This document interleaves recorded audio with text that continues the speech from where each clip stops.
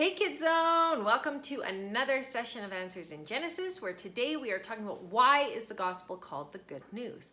So we're going to start today with a little game, one of my favorite games. It's called Would You Rather. Now I don't know if you've played this or not, but it kind of goes like this. You say, would you rather have ice cream or lettuce? And your friend tells you which one they would prefer, okay?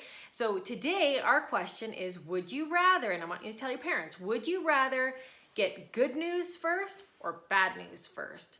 So sometimes we get the bad news first and it makes us feel a little sad, but then the good news comes and it makes us feel like really excited and hopeful and that, okay, I can deal with that because this really awesome thing is coming.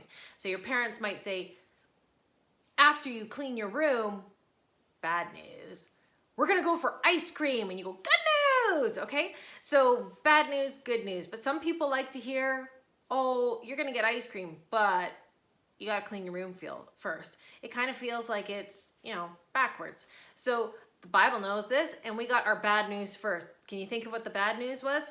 Remember, you're living in this beautiful garden, everything's perfect, and then you disobey God and you get kicked out of the garden. But before you have to leave, because remember we talked about God can't be around sin, so because they sinned, they had to go.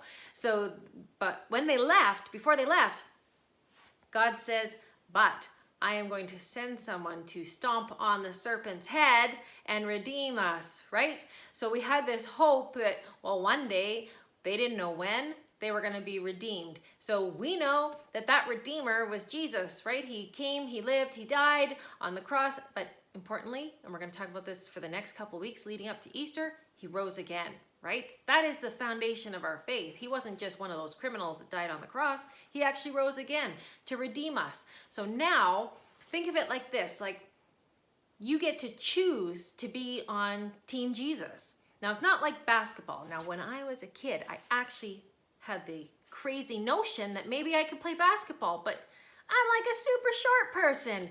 Super short people don't play basketball, so guess what? Cut! I got kicked off the auditions. I didn't even get to be on the team. But with Jesus, we get to be on his team, okay? So, if you want to be on his team, all you have to do is say, hey, you know what?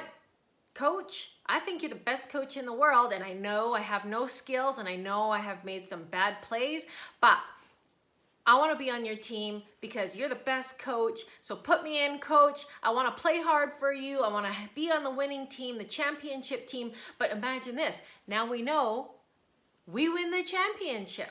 So you're going to get on the winning team that wins the championship, and after, there's going to be a fantastic banquet with all your teammates. Imagine that, right?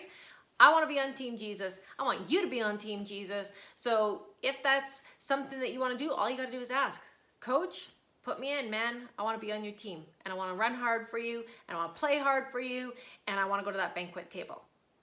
So that's some pretty good news. If you know that you're coming to the team, you're going to win, you're going to go to the banquet afterwards, but you had to be separated for a little bit of time until that Redeemer came. But now, you and me, we have the option to go back to that paradise with God.